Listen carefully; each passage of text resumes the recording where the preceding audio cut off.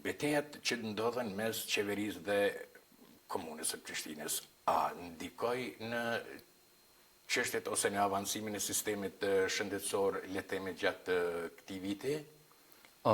Beteja në mes nivelit qendror ka pasur... Po them beteja në një emërtim të përgjithshëm se saktë si politika qendrore. Ka ndodhur. Si politika qendrore. Normalisht që jemi pjesë e asaj dhe është e pamundshme që ta injorosh si politik ose ta injorosh si ngeci ose ta injorosh si blokadë. Blokadat që kanë ndodhur, sidomos vitin e fundit në aspektin buxhetor dhe të mjeteve në komunën e Prishtinës, detyrimisht e kanë prek kujdesin parësor shëndetësor. Dhe është e pamundshme mos me i vrejtë dhe pamundshme është mos me i diskutu.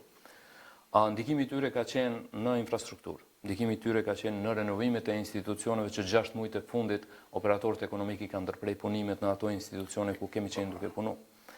Ka qenë në furnizimin me reagencë, që kemi pas para 2 muaj, operatorët ndryshëm kanë ndërprej furnizimin, do është të aktivizojmë aspektin shoqëror, njerëzor ose personave të tjerë që t'i lusim, që t'na furnizojnë sepse preket direkt shërbimin ndaj qytetarit. Dhe kjo normalisht që e ka dëmtu procesin e punës. Problemi tjetër ka qenë me pagat e këtyre punëtorëve dhe këtyre 2 projekteve që i përmena pak më herët. Në programin për lehonat dhe fëmijët 0 deri në 3 vjeç dhe programi kujdes paliativ, sepse janë 2 programe të cilat varen nga buxheti që vjen nga niveli qendror në programin për mallra dhe shërbime. Domethënë aty i marrin parët. Aty ka ndodhur që 2 muaj ka pas vonesa në pagat e tyre. Po me një bashkëpunim të mirë me këta punëtorë, me një komunikim shumë të mirë, asnjë prej tyre nuk ka ndërprej punën dhe asnjë prej tyre nuk ka vendosur që mos me ofru shërbime. Fatmirësisht tash kanë kaluar ato probleme, janë zbut dhe po besoj që në të ardhmen nuk do të kemi të lashe. Mirë po, a e ka afektu? Po e ka afektu në mas të madhe gjatë tyre 6 muajve të fundit. Sigurisht që në sistemin e shëndetësor si në Prishtinë si në nivelin qendror ka mjaft gjëra që ka mjaft sfida të cilat disa po kalohen, disa nuk po kalohen. Le të themi në Prishtinë se ekziston një sistem pak më i avancuar i këtij shërbimi shëndetësor, po pacientët le të themi në momentin që shkojnë në QKU situata ndryshon.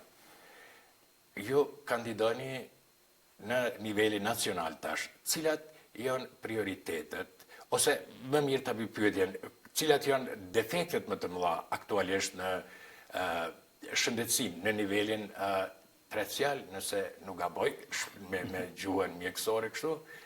Sistemi shëndetësor në Kosovë është ndërtuar në 3 nivele. Niveli parësor, dytësor dhe tretësor. Problemet e kemi thonë disa herë në diskutime dhe në prononcime që kujdesi parësor shëndetësor edhe vetë fakti që e ka emrin parësor është i pari. Është porta e parë, është dera e parë ku qytetari e ka obligim ligjor me u lajmëru në kushte normale, po flasim, përjashtojmë emergjencat. Në duhet përjashtojmë emergjencat sepse ato nuk njohin kujdes. Kur është emergjencë, është kujdesi emergjent para spitalor që shkon shpe ose në rrugë ose kudo. Nivelet e tjera Prishtina fatkeqësisht s'ka nivel dytësor. Do të thonë është i vetmi region prej 7 regioneve tjera e që nuk e ka spitalin e kryeqytetit. Është Vushtrria, që është pjesë e 02-shit regionit Mitrovicës e ka spitalin. Do të thonë ai kemi 7 spitale regionale, po e kemi një region pa spital.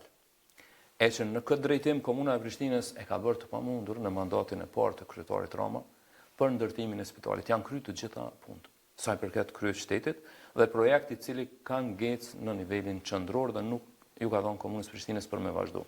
Është bërë projekti, është përcaktuar lokacioni, është kry projekti përfundimtar, do të thonë ka mbetur vetëm fazat përfundimtare të fillimit apo të daljes apo çitjes në prokurim të projektit në llojin ose mënyrën e prokurimit që do të jetë ajo. Do të thonë kjo është ngecja më e madhe e cila do të jetë prioriteti kryesor për kryeqytetin e kam fjalën në mandatin tjetër të cilin do të jetë kryeministri Lumir Abdixhiku.